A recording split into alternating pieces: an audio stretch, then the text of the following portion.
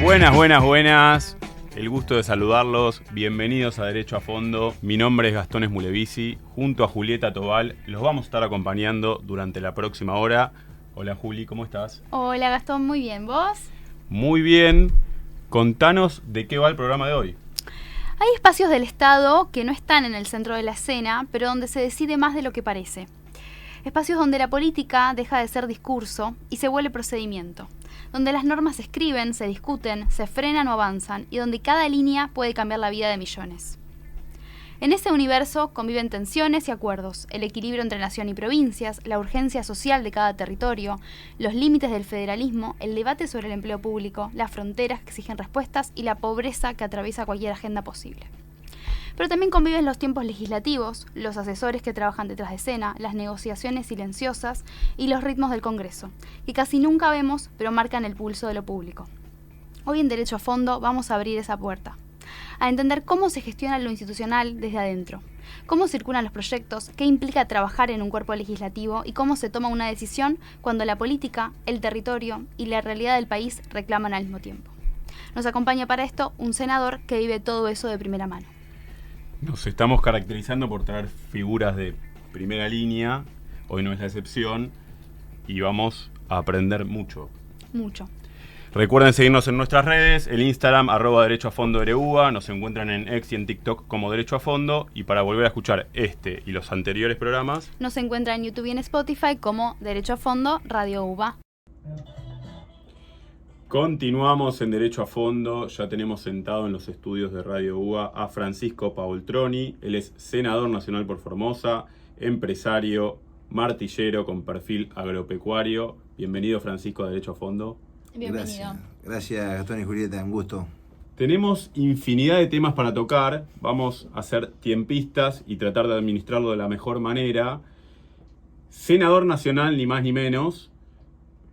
Un cargo que, digamos, no es fácil llegar, sobre todo teniendo en cuenta que se eligen 3 senadores por provincia. Senador por la Libertad Avanza. ¿Cómo fue ese recorrido de empresario a llegar a la política? Bueno, lo voy a tratar de hacer de la forma más resumida posible. Yo creo primero que me afectó mucho la pandemia en Formosa. En Formosa nos encerraron durante 1 año y medio. Vivimos episodios muy tristes y muy duros, sobre todo de privación de todo tipo de libertades, ¿no? Eso me llevó a tomar una decisión. Dije, bueno, esto si no hacemos algo para que esto cambie, no va a cambiar nunca. El juego político en Formosa ya hacía 20 años que estaba repartido de la misma manera. Por un lado Infran y por el otro era Naidenov. Y ahí terminaba todo ese juego. Así que decidimos en el 2021 fundar un partido político, Libertad, Trabajo y Progreso. Hice varias inversiones, compré un motorhome, 2 combi, armé un camión y iba pueblo por pueblo y hacía un asado para 300 personas presentando el modelo de desarrollo provincial, de cero. Y ahí íbamos afiliando gente, bueno, íbamos presentándonos pueblo por pueblo.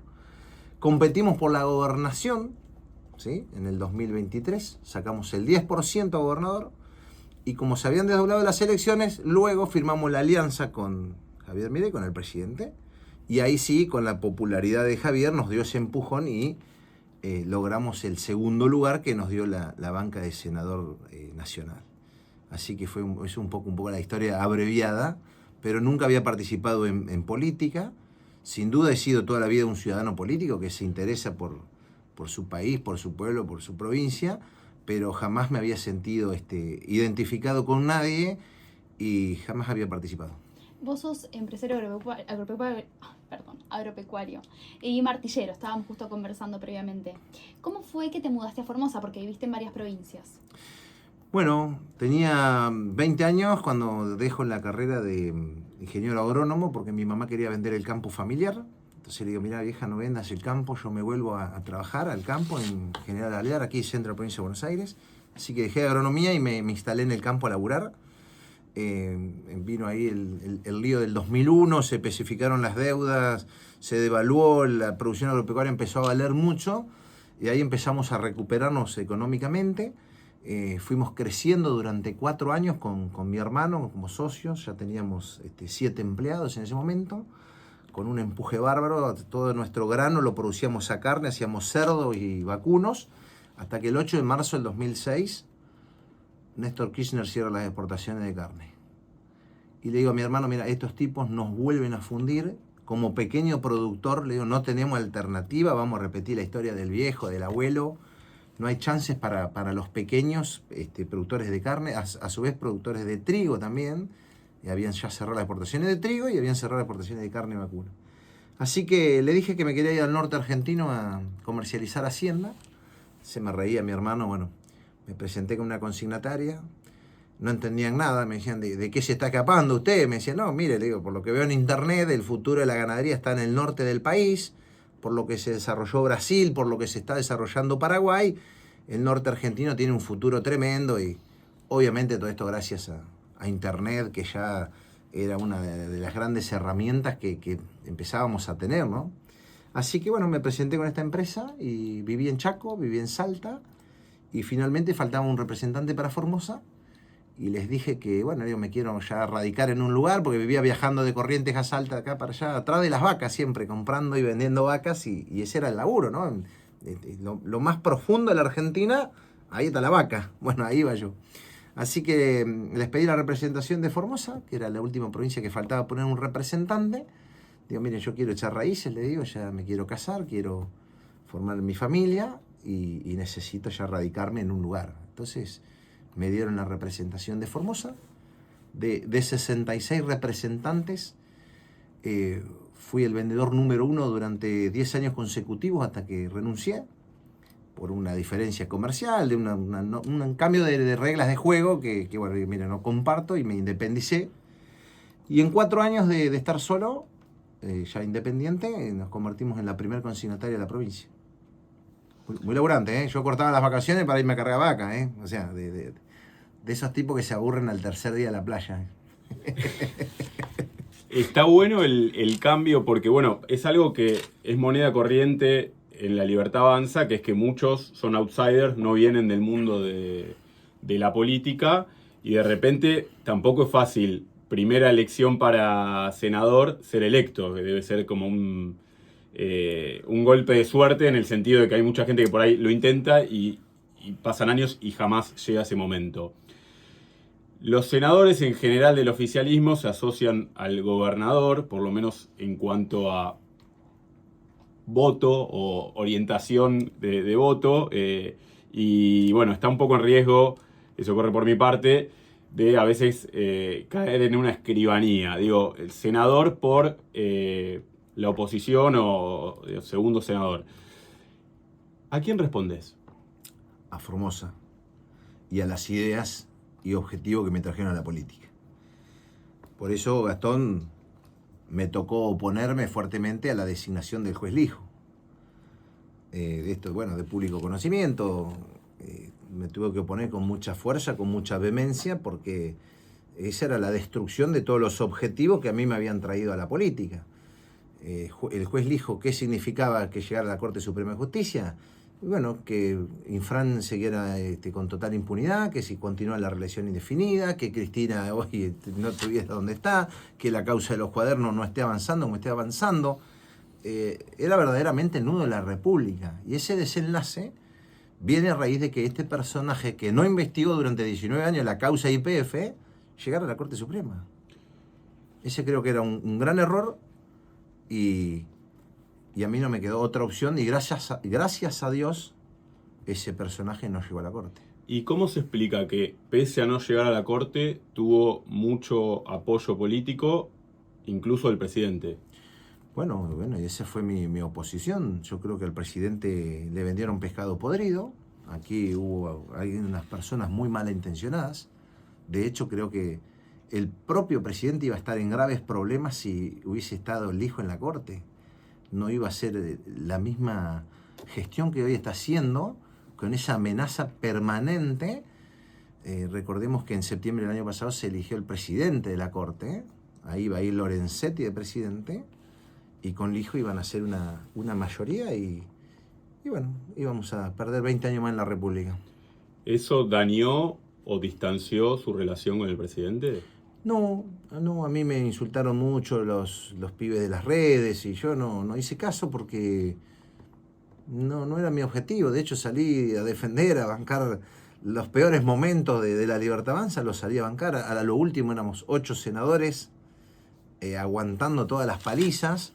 Por eso te digo que cuando uno tiene las ideas y los objetivos claros, no te detenés en pequeñeces, en chicanas.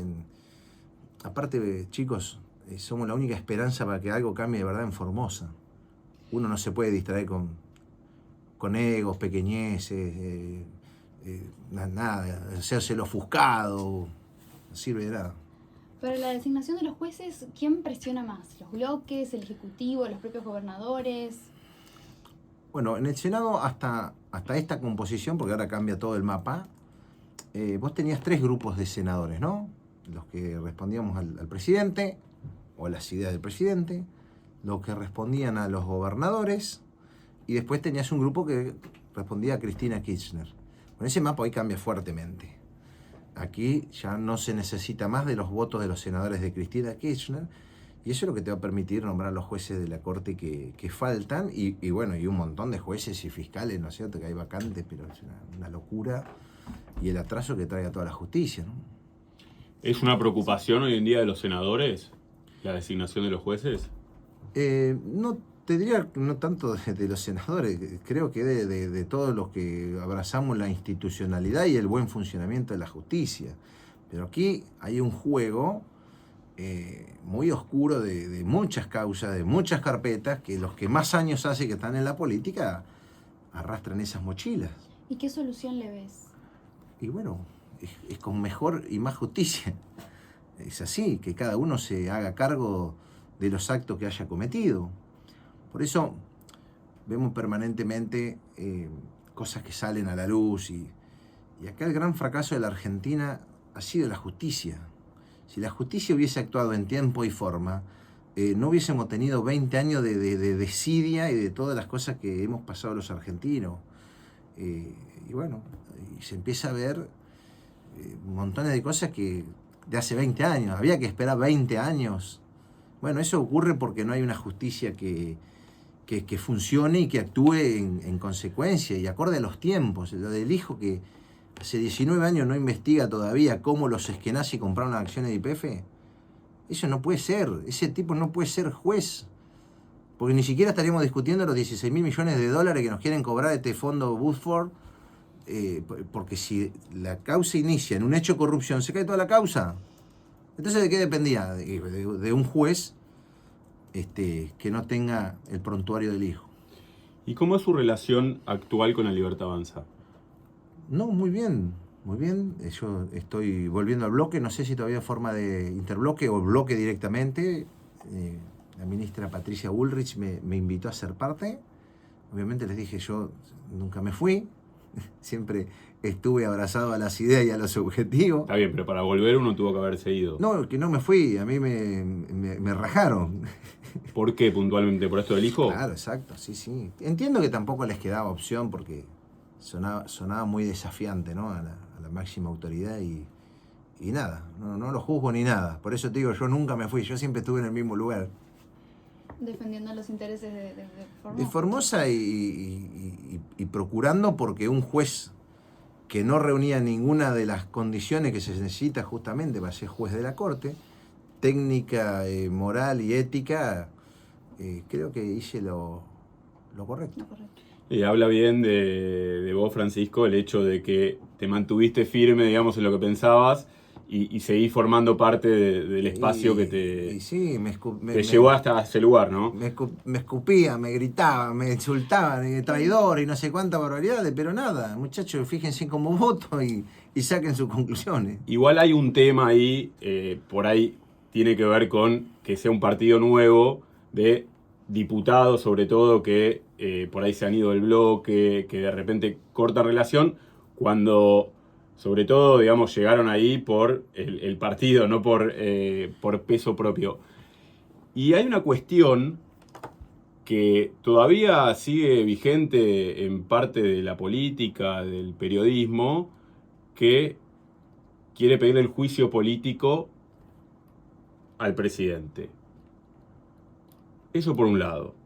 Por otro lado, vamos a la realidad de tu provincia, de Formosa, en la cual reclamás, entiendo que seguís con ese reclamo, una intervención federal. ¿Cómo coexisten esas dos fuerzas, digamos? Sí, bueno, fíjate, poner la misma escala de valores. Quienes piden el juicio político del presidente de la Nación, no sé, a Infran tendrían que pedir arcabucearlo en plaza pública. Infran es el gobernador de Formosa. Pero claro, porque los mismos que piden la destitución del presidente son los que defienden a rajatabla a Infran. Son incoherentes e infundados desde el día 1. Entonces, vos ahí lo tenés a Mayans. Lo tenés a Infran. Nadie ha violado más la Constitución Nacional, los fallos de la Corte, la República, que Mayans y que Infran. Que son la misma cosa, ¿no? Y esa es la gente que pide juicio político. Son movimientos, son movidas, tratan de instalar esas cosas. Por eso me enojé bastante con la vicepresidenta Victoria Villarreal cuando fue a Formosa. Justo ahora vas a venir. Digo, 20 días antes de las elecciones nacionales, a una provincia donde están pidiendo el juicio político y la destitución del presidente de la Nación, donde a su vez este tipo violó la Constitución Nacional, desobedeció el fallo de la Corte Suprema. Yo estoy pidiendo la intervención y vos justo caes ahora. Digo, me parece que no. ¿Y bueno. cómo lo sobrellevás?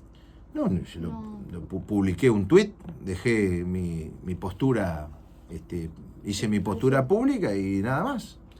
Pero no, obviamente no compartía nada de ese viaje, porque el año anterior habíamos logrado el reconocimiento a los soldados caídos en el ataque al Regimiento 29, la operación Primicia, y ahí se le hizo el reconocimiento económico y los honores a los caídos, que hacía 49 años no se había hecho justicia.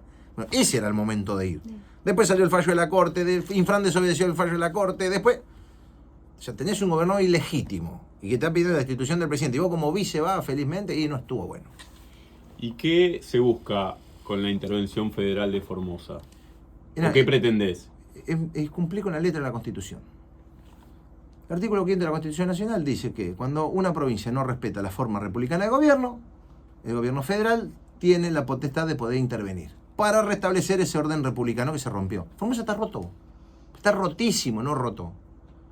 Y ya lo dijo la Corte, o sea, ya tenés fundamentos aparte de las estadísticas, de los números, que te prueban todo, tenés un fallo de la Corte. Lo que aquí se confunde es que como no hay un caos, como no hay una conmoción social, pero nada dice la Constitución de la conmoción social. Eso es lo que pasó en todas las otras intervenciones. ¿Por qué? Porque eran provincias que no podían pagar los sueldos. En Formosa eso no va a pasar nunca. Porque es tanta la coparticipación que recibe que estos tipos se dieron el lujo de llevar a una provincia en contramano y con ese dinero sostener un plan de pobreza y de sometimiento. Entonces, si voy a esperar la conmoción social, no va a ocurrir nunca. Y todo el país está bancando una provincia que lleva adelante un modelo comunista y de sometimiento. Después ni hablemos de las violaciones a los derechos humanos, que, ojo, son imprescriptibles. En pandemia hubo infinidad de casos de violación a los derechos humanos.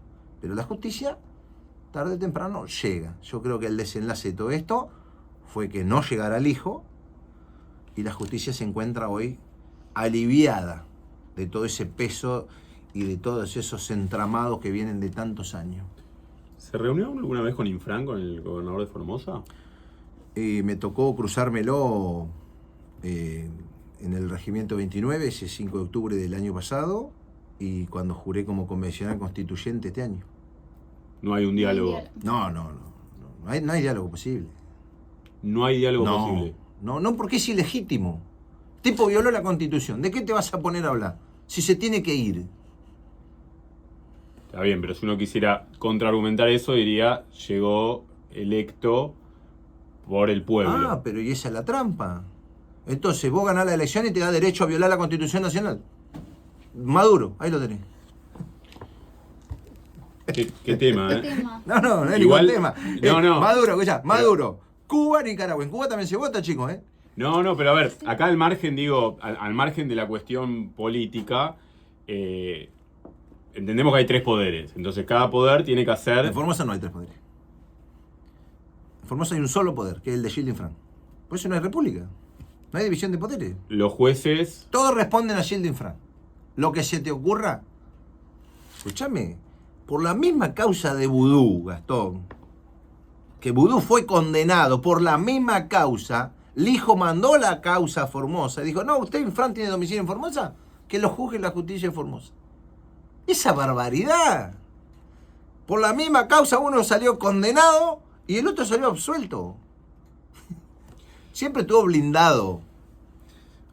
Y con los senadores de Formosa por el oficialismo de Infran, ¿hay diálogo en la Cámara? No, que no podés tener diálogo de nada. Está pidiendo la destitución del presidente el que defienda a Infran. Es una joda. Escúchame, Mayans, en el año 99, están los videos, a golpe de puño, defendía la reelección indefinida. Es el que hoy te habla de institucionalidad, de la Constitución Nacional. Ese tipo hoy te quiere venir a dar clase de constitucionalidad. Son truchísimos. No hay más trucho que estos personajes. ¿Y cómo ves que cuál puede ser el resultado? O sea, ¿cómo ves la situación actual? Yo veo varios desenlaces. Sí. Hay muchas denuncias que cómo funcionó siempre y cómo se blindó Infran. Todas las veces que vos llegás a la justicia federal se declaraba incompetente y mandaba a Formosa. Y chau, morían todas las causas. Así se cubrió toda la vida Infran, hasta que se cayó el hijo. Ahí quedó al desnudo. Y ahí sale el fallo de la reelección indefinida. Ahora, la Corte tiene que volver a responder porque Infran, en la nueva Constitución, puso una cláusula transitoria que dice que este es su primer mandato. Fíjate cómo se burla de la Corte, se burla de la República. O sea, es su 10º mandato, pero él dice que se interprete que el que está cursando es su primer mandato. O sea, para tener una reelección más. Bueno, entonces empieza a actuar la justicia y llegamos con otro planteo por la inconstitucionalidad de la ley de lemas. El juez se declaró incompetente, lo mandó de vuelta a Formosa. Fuimos con un recurso de queja a la Corte. El procurador dijo que sí, que intervenga. La Corte ahora tiene que definir finalmente sobre la cuestión de fondo. Pero empieza a actuar, empieza a avanzar. Ahora denunciamos todos los mataderos ilegales en Formosa. Se cometen al menos 7 delitos. Se faenan 30.000 cabezas de manera ilegal. Incumplimiento de deberes de funcionario público, corrupción, abigeato, evasión agravada de impuestos, atentado a la salud pública. En Formosa se dibujan todas las actas de difunción. Muerte por tuberculosis, te los anotan como paro cardiorrespiratorio. Así te dibujan las estadísticas para no aparecer, para que los radares no se enciendan. Tenemos los niveles de pobreza más grandes del país. Y eso porque llevaron e inducieron a la pobreza. Porque el potencial que tiene Formosa, chicos, yo les cuento, yo fui a producir a Formosa. No es que a mí me lo contaron. Yo siembro, yo crío novillos, yo hago de todo en Formosa. Y el potencial es monstruoso. Lo que vos tenés un tipo que te impide el desarrollo. ¿Por qué? Y porque la gente lo deja de votar cuando sale de pobre. Estamos conversando con Francisco Paultroni, él es senador nacional por Formosa. En 2027, ¿gobernador? No, bueno, eso lo va a decidir el pueblo. Sin duda lo vamos a volver a intentar. No es sencillo, pero si se logra romper esta estructura de poder, de reelección indefinida, de ley de lemas, y que la gente vaya perdiendo el miedo, bueno, yo creo que hay grandes chances de que esto se termine. Dejó el título, ¿no? Sí, nos quedamos con eso. Y en materia de federalismo, ¿no? Que queremos tocar ahí. Por ahí nosotros padecemos acá en Buenos Aires todavía de un sistema unitario y nos cuesta por ahí tener el contacto con las provincias y por ahí cómo es ese diálogo que eventualmente, o naturalmente mejor dicho, se da en el Congreso. ¿Qué nos está faltando en materia de federalismo? De lunes a lunes, Aeroparque, un avión, 1 hora y media, estás en Formosa. Eso es lo que falta. Hay que salir a recorrer, a caminar, y les dejo la invitación a que vayan a Formosa. Yo los recibo y yo les muestro mi provincia, y ese creo que es el mejor de todos los caminos para entender la Argentina que ha sido el patio trasero, ¿no? Y que es sin duda la puerta del futuro. El país que empuja viene de allá. Buenos Aires ha sido la única puerta de salida desde la creación del Virreinato del Río de la Plata, y eso creo que ha sido el gran error en el diseño, en el desarrollo, o porque directamente nadie la pensó. La Argentina debería tener varias puertas de salida, sobre todo hacia el Pacífico. Hoy el 80% de lo que la Argentina produce, y no solo Argentina, sino Sudamérica, el 80% de lo que se produce tiene como destino los puertos de Asia y Pacífico. Bueno, hay que salir con ferrocarril hacia los puertos del Pacífico, ahí acortamos 30 días de buque, ahorramos flete, ahorramos tiempo, es lo que viene. Y esto viene empujado muy fuerte por dos grandes sectores, minería y hidrocarburos. Bueno, la minería también está contra la cordillera, está mucho más cerca del Pacífico que del Atlántico. Vas a una nueva familia de buque, porque hoy todo lo que sale por el Atlántico se ajusta a las medidas del Canal de Panamá, con los buques Panamax de 40 o 60.000 toneladas. Y vos saliendo de los puertos chilenos te podés ir con familias de buques de 200, 300, 400.000 toneladas. Minería, commodities mineros, commodities agrícolas.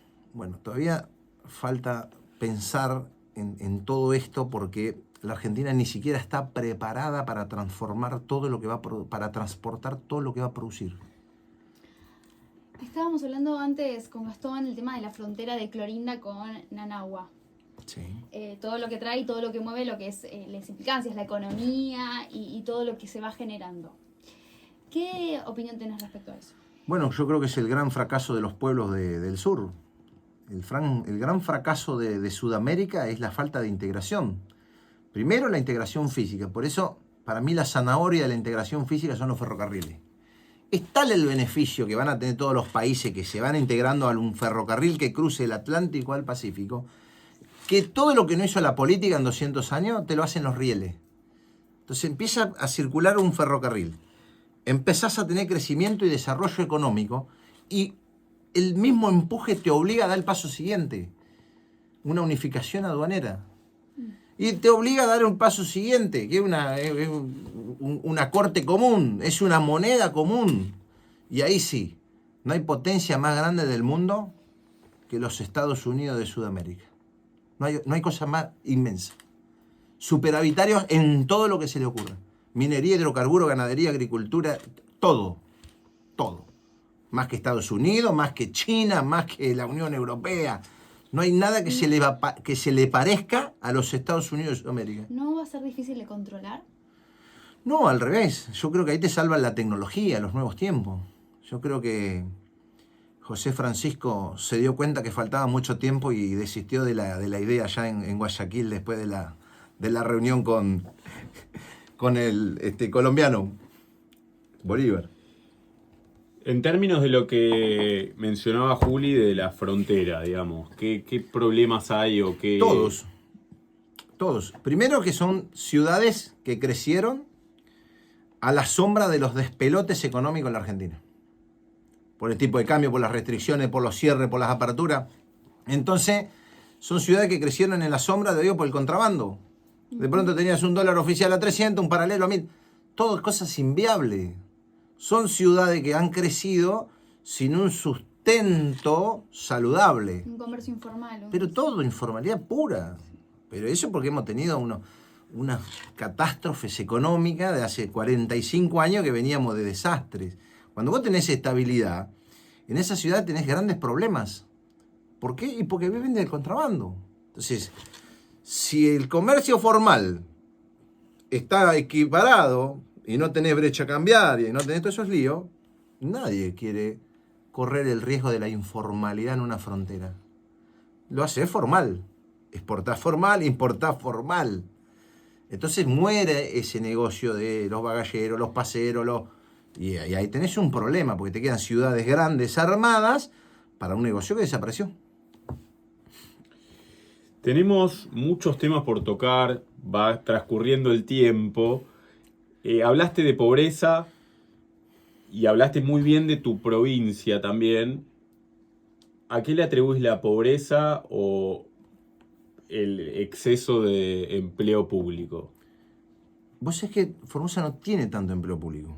Tiene mucho empleo público porque no tenía empleo privado. Entonces, cuando vos haces la comparativa, pero a niveles promedio, Formosa está en el promedio de las provincias. El problema es que no tiene empleo privado. ¿Se entiende? Cada 10.000 habitantes está en los promedios de todas las provincias Formosa, en el medio. Ahora, cuando vos lo equiparás y lo comparás con empleo privado, no existe el empleo privado. Entonces, claro, si vos comparás empleo público con empleo privado en Formosa, hay muchísimo empleo público. No, lo que vos no tenés empleo privado en Formosa. ¿Qué impide generar ese empleo privado? Bueno, ahí está. Desde la provincia deberían generar las condiciones, pero han hecho lo contrario. Los que fuimos a invertir a Formosa, como en mi caso, nos combatieron de 1000 formas. Habilitaciones, permiso. Escúchame, 2 años demoré en poder fundar las pymes. No me daban el IGJ. No me habilitaban el IGJ. Yo iba a fundar empresa, iba a generar empleo. Vendí mi campo en Buenos Aires para invertir todo en Formosa. No, enemigo del modelo. Vos vas a producir, vas a crear empleo, vas a mostrar que se puede. ¿En Formosa? No, sos enemigo del modelo. Formosa no se puede, Formosa es pobre, Formosa la seca, los bichos. Eso es lo que le vendieron al pueblo. Que Infran era invencible y que en Formosa no se podía hacer nada. Bueno, la tecnología lo pasó por arriba. Hoy entras en Google Earth y ves lo que hizo el Chaco y ves lo que hizo Paraguay arriba y te das cuenta que en Formosa todo lo que encuentres de diferencia son los 30 años de atraso que le produjo Infran a Formosa. Queremos aprovechar tu rol como senador y aprovechando que Francisco dice todo a cara de perro, ¿cómo es el tema que hay mucho tabú con los asesores en el Congreso? Eso, ¿cuántos asesores tiene un senador en general? ¿Cuántos senadores tenés vos? Y si eso uno le asignan un presupuesto y lo maneja, puede tener 2 asesores brillantes o puede tener 15. ¿Cómo funciona eso? Todo tiene el mismo presupuesto. ¿Qué cuánto es? Todos los senadores tienen el mismo presupuesto para asesores. Vos lo podés ocupar de diferentes formas. Asesores transitorios, ¿sí? Que los pones en planta y cobran, o contratados que facturan un monotributo. A mí el esquema que más me gusta es un mix. Tengo algunos fijos, que es el funcionamiento normal de nuestro despacho, y después contrato para cada tema específico. Yo me contrato un premium, ¿me entendés? Y es imposible que vos puedas, con una planta fija, cubrir todos los temas. Porque siempre hay un especialista, alguien que estudió más. Entonces a mí es el esquema que más me gusta y también me ha permitido contratar a profesionales de punta y bueno, y conocerlos y, ¿viste? Y te comparten la agenda y novedades. Y después también tengo muchos ad honorem. Profesionales que se acercan a decirte, mirá, para lo que necesites, acá estoy, contá conmigo. Y bueno, de hecho los llevé a exponer al Senado y gente que desinteresadamente te quiere colaborar con su conocimiento, con su experiencia. O sea que eso lo administra cada senador, sí, digamos. Sí. Todo el presupuesto es el mismo. ¿Cuánto es el presupuesto? ¿Se puede saber? El presupuesto son 7.000 y pico de módulos a 2.500 pesos por ahí, creo que está. Alrededor de 16, 17 millones para asesores. Ok, y por ejemplo... Aproximado, te digo, porque esto va a cambiar. No, está bien, sí, seguramente. Pero digo, ¿cuántos asesores permanentes tenés? Y yo estoy con 8 permanentes. 8 y después... 8 o 9, porque creo que no sé si ya la habrán dado debajo una que bajó ahora, que voy cambiando también. Y después si hay algún tema específico que requerís, por ejemplo, para minería o para algo muy... Contrato directo y ahí se acuerda tantos meses. Las tareas, para la gente que tal vez no sabe, está afuera, ¿cuáles son la del asesor? ¿Cuál es la tarea? Y bueno, a ver, un proyecto de ley. O sea, por ejemplo, a ver, te doy el último caso. Presupuesto. Contraté a un economista especialista en presupuesto. Y me dio, no sé, me acuerdo, eran 6, 8 clases para entender y para aprender del presupuesto, que yo nunca había visto un presupuesto del Estado, digamos, ¿no? Presupuesto de mis pymes y de eso sí, pero no tiene nada que ver con un presupuesto nacional. Bueno, ahí necesita un profesional específico. Bueno, contraté a ese profesional específico. Después, para otro proyecto de trenes, contraté ingenieros ferroviarios y especialistas en trenes. Después, en energía, lo mismo.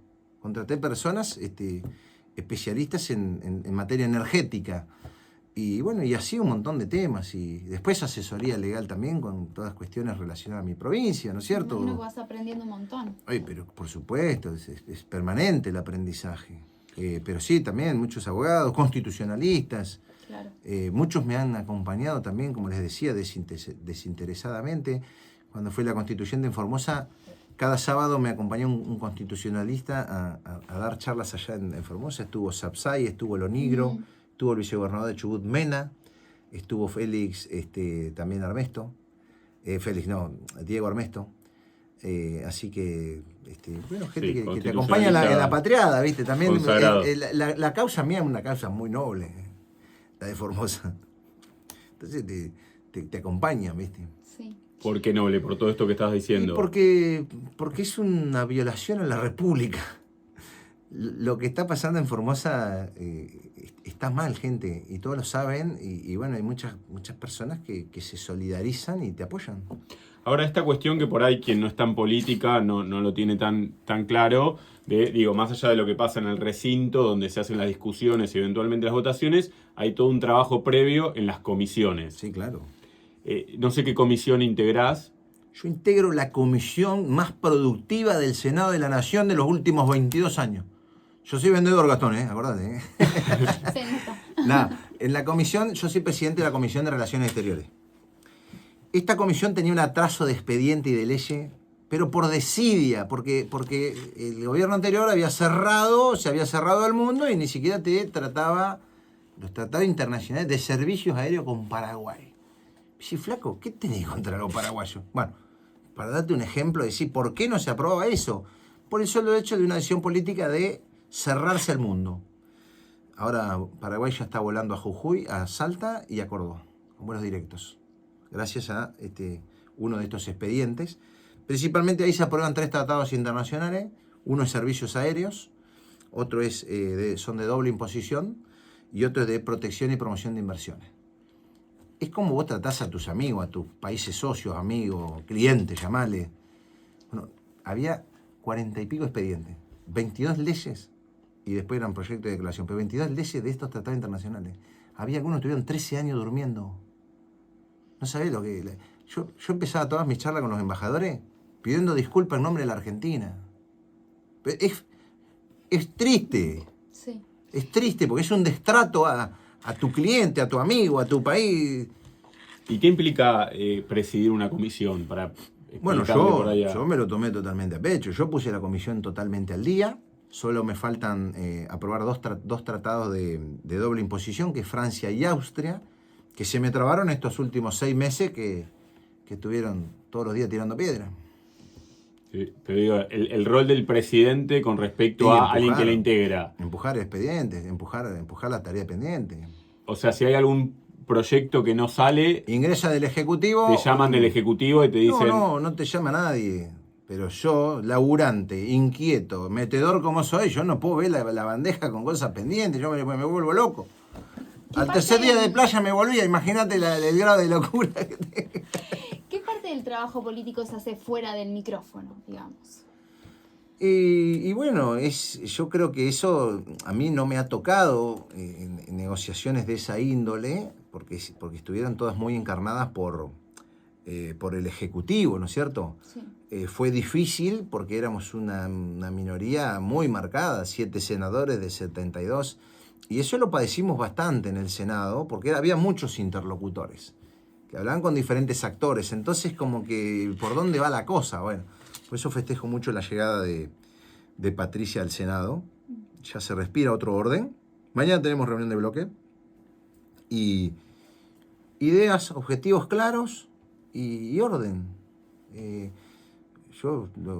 lo que me dediqué a hacer toda la vida, ¿no? En organizar empresas, pyme, organigrama, donde vos mantenés un orden. Bueno, ese orden en el Senado no lo tuvimos. También víctimas de este enfrentamiento de Victoria y Javier, ¿no? Hizo las cosas más difíciles aún. Queremos aprovechar tu rol, Francisco, agropecuario. Te tocó convivir en el Senado con Martín Lustó. Recordamos por allá lejos y hace tiempo la famosa 125. ¿Qué estaba en juego en ese momento? ¿Cómo podríamos, ahora, habiendo pasado varios años, cómo explicarías lo que sucedió en ese momento? Se lo dije, Martín. Hace 20 años, hace 15 años te pegaba, le digo. Vos sabés que yo iba... Mira, me acuerdo, iba pasando por Cañuelas, en un Gol 3 puertas tenía en ese entonces, año 2008. Iba escuchando Radio Continental cuando Cristina hizo el famoso discurso de los piquetes de la abundancia. ¿Se acuerdan? Estamos hablando en pleno conflicto del campo con el gobierno de aquel entonces. Yo tenía 50 hectáreas de soja sembrada. Veníamos de habernos fundido haciendo vacunos y cerdo por el cierre de exportación. Y cuando nos dijo los piquetes de la abundancia, me agarró un ataque de locura. Pero bueno, creo que eso es una etapa superada. Hay que terminar con las retenciones. Es un disparate ese impuesto retrógrado y destructivo que no ha permitido que la producción justamente crezca. Basta de ir a ver a los países vecinos. ¿Qué pasó con Paraguay? Pero por supuesto, la retención es lo más contrario al aumento de la producción, a la generación de empleo, al ingreso de dólares. Si vos hoy sacás las retenciones, vas a estar recaudando en 3 años nada más, vas a estar recaudando más por IVA y ganancia que lo que es recaudado por retenciones. ¿Se entiende? Pero con una gran diferencia. Todo el empleo que vas a generar, todos los dólares que vas a incrementar. Eso es una locura. Y yo siempre doy el ejemplo de Formosa. Formosa tiene 2 millones de hectáreas agrícolas. Es inviable Formosa con retenciones. Ahora, si le sacás retenciones y le pusiste un ferrocarril de carga, podemos ser el 4% de la producción nacional. Podemos generar 10.000 puestos de trabajo de tractoristas. ¿Sabe cuánto empleo en Formosa hay en total hoy? 20.000. Solo de tractorista. Te estoy hablando del tipo que va arriba del tractor adentro del campo. Ni hablar del camionero, del gomero, del concesionario de tractores, del vendedor de insumos. Es toda la vida de los pueblos del interior. Vos tenés pisado hace 22 años el campo argentino. Y prueba de esto es Brasil. Nos pasaron el trapo de una manera. ¿Y qué hizo Brasil? Nada. Sin retenciones. Seguimos todavía anclado al modelo agroexportador de materia prima, digamos, y... No. Digo, en términos de... Seguimos exportando... Yo creo que es otra la discusión. Sí. Naturalmente, la Argentina, y te lo amplío, Sudamérica, no hay nadie más competitivo que nosotros haciendo proteínas de alto valor biológico en el mundo. Nadie puede hacer mejor calidad, cantidad y al precio que lo hacemos. Somos los más competitivos del mundo. Pollo, cerdo, huevo, carne. Si vos no podés ir contra eso, al revés. Pero no se puede explotar más eso, digamos, agregarle tecnología. Pero vos querés más valor agregado que un ojo de bife en un plato. Le estás hablando con un vegetariano. Bueno, pero olvídate de la cuestión personal. Vamos al mercado. Más valor agregado que un ojo de bife en un restaurante 5 estrellas. Vale más una tonelada de ojo de bife que una tonelada de Mercedes-Benz salida de una fábrica alemana. Y me venía a hablar de valor agregado. Es oro para vos, ya lo que tenemos. Vale más 1.000 kilos de ojo de bife que 1.000 kilos de Mercedes-Benz saliendo de la fábrica alemana. Hay que cambiar el chip. ¿Y qué le empieza a faltar cada vez más al mundo? Y proteína de alto valor biológico. ¿Y por qué? Y porque todo el mundo empieza a mejorar su economía y los países mejoran la dieta. Entonces, no, muchachos, no hay vaca. Vamos a seguir con el tema vaca. Argentina tiene 50 millones de cabezas. Tenemos un potencial de 80 millones de cabezas. Y vos me hablabas de federalismo, Gastón. Sí. No hay nada más federal en la República Argentina que la vaca. Hay vaca de Tierra del Fuego a Jujuy, a Misiones. Y vos sabés que hoy, un pequeño productor, 150, 200 vacas, se puede armar un ingreso de 5 millones por mes. Gente, el país está allá adentro, está esperando que se desconcentren un poco acá de Lamba, que se tomen el avión y que vayan a explorar las maravillas que tenemos para hacer. Los recursos que hay. Pero es increíble. En términos de política pública, tiene que estar orientado entonces en función de lo que estás diciendo a aumentar la producción. Pero siempre fue ese el camino. Vos vas a ser un país sin pobreza, con más trigo, más maíz, más soja, más vaca, más cerdo, más petróleo, más gas, más uranio, más cobre, más oro, más plata, más... ¿Y para eso qué necesitamos? Un shock de propiedad privada, porque hay muchísimos problemas de propiedad en la Argentina. Los pobres no saben lo que es un título de propiedad. Se perdió en la década del 70 cuando perdimos la moneda. Hasta ahí los pobres compraban un terreno a 30 años. Los pobres dejaron de tener propiedad privada. No saben lo que es ser propietario. Bueno, un gran problema de propiedad. Después tenés que resolver el transporte de carga, que el terrestre es con ferrocarril de cargas, y el tema energético. Tenés que procurar por la libertad energética para que despegue, porque si no, no vas a tener cómo acompañar todo ese crecimiento. Son como las tres patas. Energía, propiedad privada y transporte. Y te vas a encontrar después con otros problemas, que son los problemas del crecimiento. Nuestra Constitución dice: son todos los hombres del mundo bienvenidos a habitar el suelo argentino. Bueno, yo te cuento que si nosotros crecemos 20 años al 5, al 6% anual, si no modificamos esa Constitución, se te vienen 10 millones de africanos, 10 millones de musulmanes, y tenés un quilombo que no te lo ataja más nadie. Entonces, muchachos, quédense donde están, nosotros les vamos a mandar la comida, nosotros acá estamos bien, con la tecnología nos vamos a arreglar y con los que somos nos vamos a llevar muy bien. ¿Y lo ves viable toda la propuesta, todo el proyecto? Absolutamente. Pero no es, esto no es una cosa de un presidente, ¿eh? Que no se malentienda. No. Esto es un momento histórico que estamos en el lugar del mundo y en el momento justo de la historia. Favorecido por la geografía y por el momento de la historia. Todo lo que el mundo necesita y demanda, la Argentina lo tiene. Por eso que es el gran momento en la historia de lograr ese desarrollo. Y ahí es donde insistimos, ferrocarriles de carga, energía, infraestructura, y hay que avanzar fuerte con la infraestructura porque se te agregan toneladas y ¿por dónde las vas a llevar?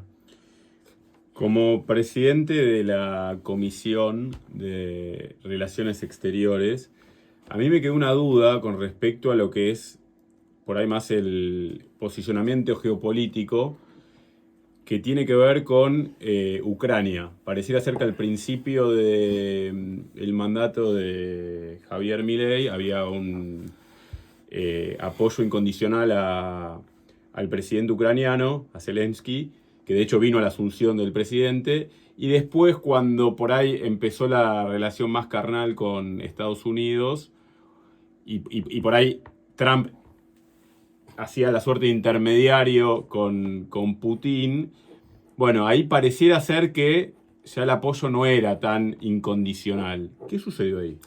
Bueno, Gastón, con la honestidad que me caracteriza, yo no estoy en condiciones de darte una respuesta, pero porque no la conozco y porque puedo tener las mismas dudas que vos. Entonces no te podría ayudar con una respuesta que sirva.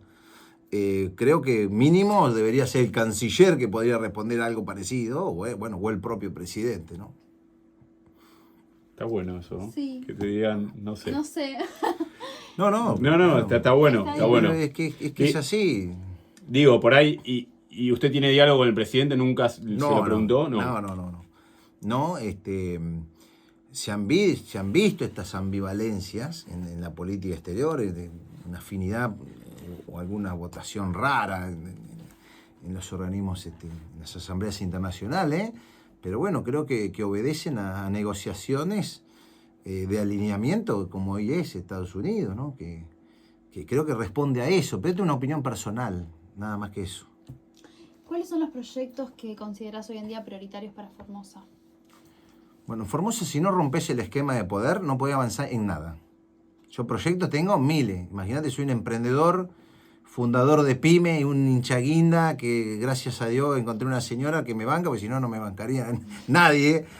Ideas miles, pero es imposible de llevarlas a cabo si vos no rompes esa estructura de poder. Esa es la realidad. Yo no puedo llevar inversiones a Formosa porque no hay garantías. Si yo, siendo senador de la Nación por la Libertad Avanza, tengo una pyme que hace 4 años no me conectan la energía, invertimos $1 millón, no me conectan la energía, es un derecho constitucional. ¿Cómo que no le conectan la energía? La energía. ¿Qué hablamos de energía eléctrica? Energía eléctrica, no me conectan la energía a mi planta. Que es una cuestión de control. Pero es que es el control absoluto. Y peor aún, me armaron una causa por daño ambiental por esa planta, que nunca funcionó. ¿Planta de...? Es una fábrica de alimento balanceado. De alimento balanceado. Para animales. Y no le llega la energía. Hace 4 años, nosotros hicimos toda la obra entera, lo que nos correspondía a nosotros, y falta una conexión de 50 centímetros de un cable. Fueron un día, cortaron la energía en 2 pueblos, estaba el tipo arriba de la escalera, para hacer la conexión, se baja la escalera. ¿Qué pasó? No, dice, orden de arriba. Me tengo que ir. 4 años hace eso. Estamos en la Corte Suprema. Entonces yo, ¿cómo voy a llevar inversiones a Formosa? No me conectaron a energía. Me arman una causa de impacto ambiental de la planta que nunca me habilitaron. Tenés 30.000 cabezas faenadas de robo de abigeato, un negocio con la muerte, atentado a la salud pública, cómplice de todos los intendentes. ¿Y cómo hago para llevar inversión a Formosa?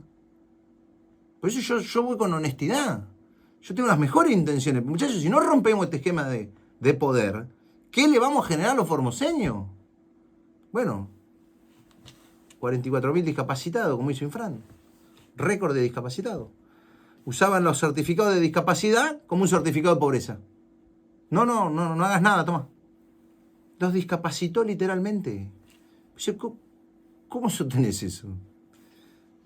Nada bueno le vamos a generar a los formoseños. Al menos no nos callamos e impulsamos todas las causas en la justicia federal y obviamente la salida más corta es la intervención federal. Francisco, nos estamos quedando sin tiempo. Te agradecemos por haber venido. Un placer. Los 30 segundos finales, ¿hay algo que quieras decir que no puedas decir en el Senado? No, yo soy muy franco, digo todo el tiempo, por eso las penitencias a veces. Pero bueno, vine a la política con los objetivos claros. Del primer día me preguntaron qué querés para Formosa y les dije, y lo sostengo con la misma claridad de siempre: terminar la reelección indefinida, terminar la ley de lemas, otorgar los títulos de propiedad para todos los formoseños y triplicar el empleo privado. Y en esas 4 cosas te resumí qué es lo que quiero y qué es lo que busco. Y nada, continuar en esa línea y como dato, nunca abandoné un objetivo en mi vida. Excelente, bueno, muchas gracias por haber venido. Bueno, la verdad gracias. que un placer, aprendimos un montón. Gracias por la invitación. Un placer. Francisco Paultroni, senador nacional por Formosa, empresario, martillero, referente del sector agropecuario, estuvo en Derecho a Fondo. Nosotros hasta acá llegamos. Agradecemos, como siempre, en la operación a Jorge Gómez. Agradecemos en la producción a Agustina Corbela, en las redes a Candela Steinberg. Recuerden seguirnos en nuestras redes, el Instagram @derechoafondoRUA, en ex Derecho a Fondo. Y para escuchar el programa, Juli, Nos encuentran en YouTube y en Spotify como Derecho a Fondo Radio UBA. mi nombre es Gastón Esmulevisi. El mío, Julieta Tobal. Nos reencontramos la semana que viene para seguir disfrutando de más Derecho a Fondo.